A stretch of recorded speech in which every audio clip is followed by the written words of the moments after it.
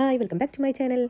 നമ്മളപ്പോൾ ഡീജോൺ സിറ്റിയിൽ ഒരു നൈറ്റ് സ്പെൻഡ് ചെയ്ത് ഇപ്പോൾ രാവിലെ നമ്മൾ വീണ്ടും യാത്ര തിരിക്കുകയാണ്. അപ്പോൾ നമ്മളെ റൂം ഈ കാണുന്നതാണ് കേട്ടോ റൂം. ഞാൻ പറഞ്ഞില്ലേ കുറച്ചും കൂടി സൗകര്യം ഉണ്ട്. സൗകര്യം എന്ന് വെച്ച് കഴിഞ്ഞിട്ടുണ്ടെങ്കിൽ നടക്കാനുള്ള സൗകര്യമൊക്കെ കണക്കെ തന്നെ ഒരു എന്തോ ചെറിയ ചെറിയ മാറ്റങ്ങൾ റൂമുകളുടെ സൈസും അങ്ങനെയുള്ള സംഭവങ്ങളൊക്കെ എഴുതിയിട്ടുള്ളതാണ് ഈ കാണുന്നത്. പക്ഷേ എന്താണെന്നുള്ളതൊന്നും മനസ്സിലാവുന്നുണ്ടായിരുന്നില്ല.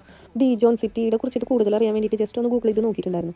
മസ്റ്റാർഡിന് അത് സ്പെഷ്യലായിട്ടുള്ളൊരു സ്ഥലമാണ്. അതായത് കടുകിൽ നമ്മുടെ അതിന് സ്പെഷ്യലായിട്ടുള്ള സ്ഥലമാണെന്ന് അതുപോലെ തന്നെ ഒരുപാട് ഫുഡുകൾ നല്ല ഫുഡുകൾ ഇവിടെ സ്പെഷ്യലായിട്ടുള്ള ഇവരുടേതായിട്ടുള്ള ഫുഡുകൾ കുറേ ഉണ്ടെന്ന്. വൈനുകൾ ബർഗണ്ടിയുടെ സ്പെഷ്യൽ വൈനുകളുണ്ട്.